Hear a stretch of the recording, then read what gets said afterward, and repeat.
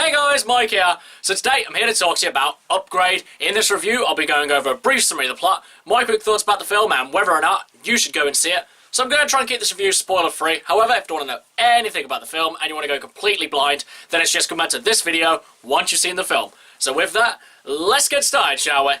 You didn't know that I'm a ninja. While I am state-of-the-art, I am not a ninja. Upgrade stars Logan Marshall Green as Grey Trace. You may know him from The Invitation and Prometheus. Upgrade is set in the not too distant future where mankind seems to have reached a golden age of technology. So the technology has pretty much reached the point where machines pretty much do all the tedious little jobs that people don't want to do, such as making their food for them, driving their cars, etc. But Grey's a bit of a traditionalist and he likes to do things with his own two hands. And one of his favourite things to do is to fix up old cars and motorbikes and whatnot. One night, as he's coming back from selling one of his cars, he ends up getting ambushed by a group of unknown men.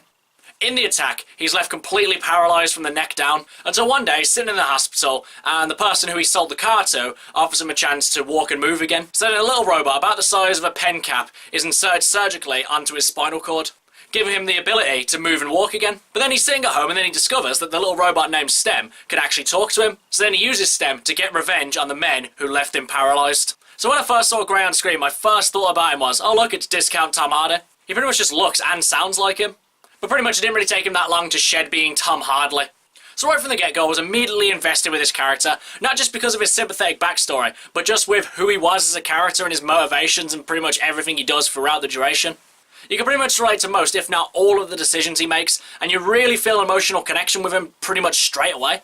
I really only expected to be engaged with his character from an action standpoint, but it's a lot of his emotional chops that really gets you as well. There's one scene where he's just sitting there and he just has an emotional breakdown and you can really feel the pain and anguish that he's going through. And it was really impressive because he'd only been on screen for like 20 minutes before this scene anyway. And Logan's great performance only really elevates this really interesting story. Though it's not wholly original, it is certainly engaging throughout start, middle and end. But now, other than the interesting story and the great acting, the thing that really stood out for me in this was the action. This was some of the most interesting, well-choreographed, original action that I've probably seen in a film ever. Every single fight scene was jaw-dropping, and at the end you really have to take a breath because there was just so much happening. So to give you a little bit of context to the fights, Stem, with Grey's permission, can take over his body and fight for him. And that's when things really get interesting because Stem can pretty much predict everything that his opponent will do. And because of the way the action scenes are filmed, you really feel every punch, kick, stab, jab, everything. And I think the action in this can really give John Wick a run for his money because it's kind of like a blend between shaky cam and steady cam. It's shaky in the sense that it shows the momentum of the fight scene, and it's steady enough that you can actually see everything that's going on. I mean, the plot is a little bit predictable, but you can really forget that because of the great characters, great story, and the insane level of all the action in this film. But the one thing I wasn't expecting from this was it to be as funny as it was. Though there is quite a lot of graphic violence going on a lot of the time, the main humour comes from the quippy relationship that Stem and Grey have. This mostly comes from Stem pointing out the obvious and Grey reacting to it, and it never once fails to get a laugh. My only minor issue with this movie is that I wish it just had a bigger budget because there's just so much more they could have really done. But I think they did a real good job with the limited budget that they did have.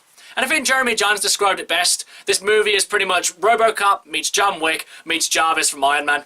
Overall, guys, great acting, decent story, and an insane quality of action. Now, I definitely recommend that you should go see this in the cinema because every punch and kick is only elevated by being on a big screen with a massive surround sound.